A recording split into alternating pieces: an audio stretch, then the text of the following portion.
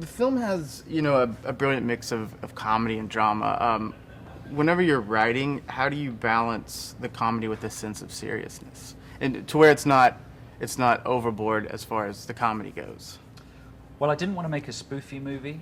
My template was really an American Werewolf in London that is primarily a character piece with credible characters set in a real world, and it's scary and real before it's funny, and the laughs come as a release, but it takes its premise seriously.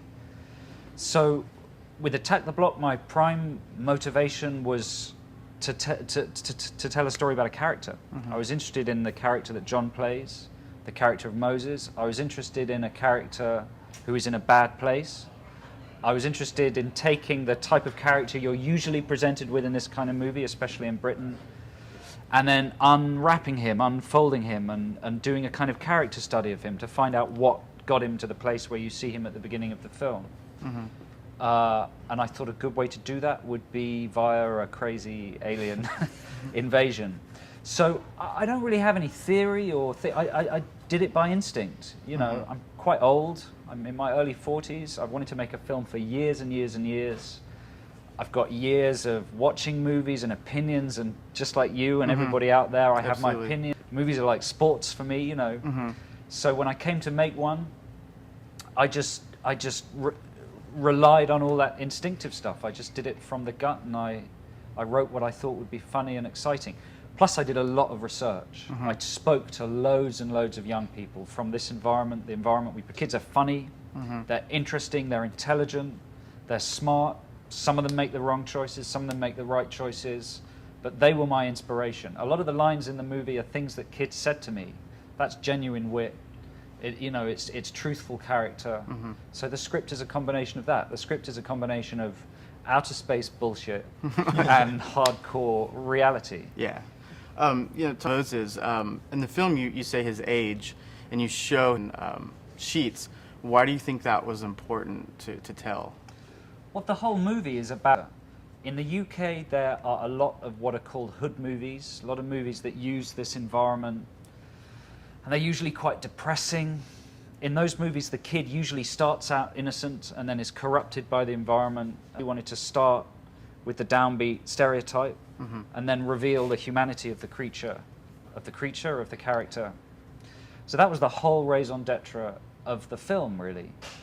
And we know the beginning with an anti-hero, someone you shouldn't really like, but for me, that's what fiction is about. Fiction is not real. Yeah. So you can play with ideas and characters and jokes and humor that wouldn't necessarily float in reality. But I don't feel you have to judge characters in a film with the same moral absoluteness that you would in real life, because that... Absolutely.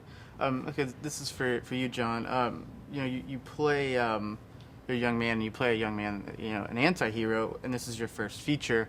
How much, if at all, was that character taken from is it you, maybe taken from personal experience, so we can build up that, like, a unique type of character versus, added to what he wrote?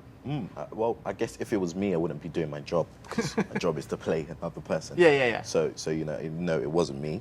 But we were in serious discussion during the rehearsal process, mm-hmm. and creating this character and making him as authentic and as real as possible. And I watched season 4 of The Wire to get knowledge from that, because you got characters that have subtle performances. Mm-hmm. I knew Moses didn't have a lot of dialogue, so that meant telling the story through the eyes. And I knew that all I had to do was make this character the most hated character at the beginning, and strip him of his kind of guilt and of his sin, and raise him from that kind of depressing mugger to a hero. And mm-hmm. That was the main focus. Yeah. Do you think if you were in the same situation as Moses, you would, as far as, like, especially at the end, you would do the same thing? Oh, hell no. Who would? Who would? That's what I mean with the question. People, when I see that light come from the sky, I would have been back home out? to mum. Playing some FIFA? Yeah. Back home. Nah. Awesome. Cool. So I want to talk about, the creature design. I know you're a big advocate of practical effects.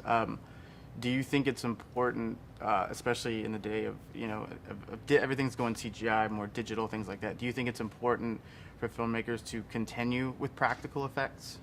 Yes. Well, I wouldn't say it's important. I wouldn't want to impose my view on anybody else.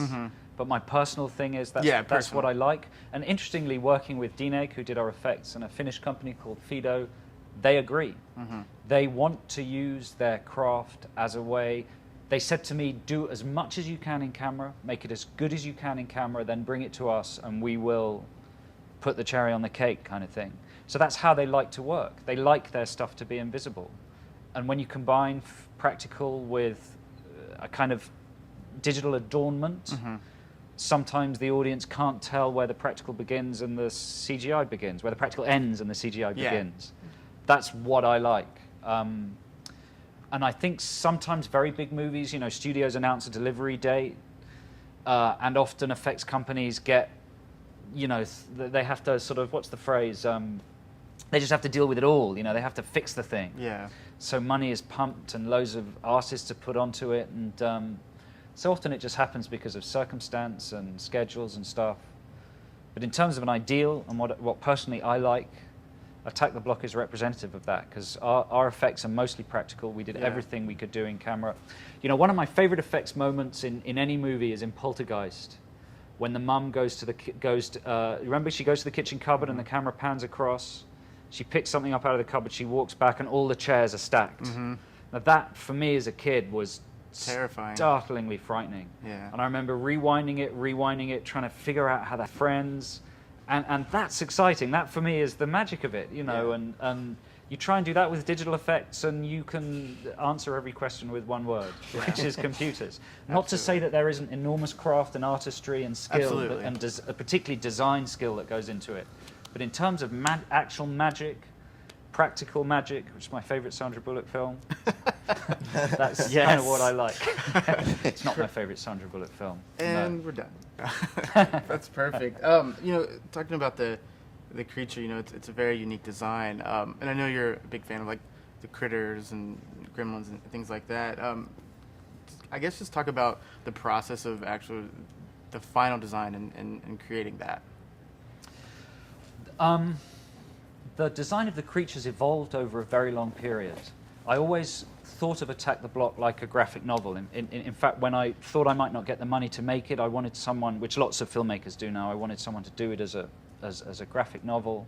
And I thought of every frame as a flat image, because basically that's what photography is. It's taking a three-dimensional space and rendering it two-dimensional. The three dimensions are artificial, created by the lighting. So once you get that in your head, I thought, wouldn't it be it? And so you would lose any sense of the two-dimensional. It's like that. Cool, good. We're back. Sorry.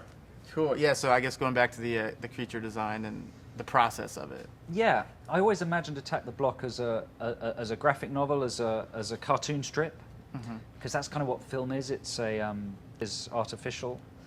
So I wondered what it would be like if you had a creature whose fur absorbed light rather than reflected. But when I was a kid, I saw Ralph Bakshi's 80s animated Lord of the Rings, and there was an exhibition about the making of it on a barge in the Thames, and my mum took me to it, and I remember they showed you precisely how they did it. They showed you the live action footage that they shot of the little guys and the Dark Riders in particular. Then they showed you the cell animators animating each frame, and then they showed you the finished cartoon, and that really stuck with me, going from a three-dimensional photographed image to a cartoon that was almost like the old school equivalent of motion capture. And that fascinated me. And it made me think, oh, but actually the live action image is two-dimensional anyway.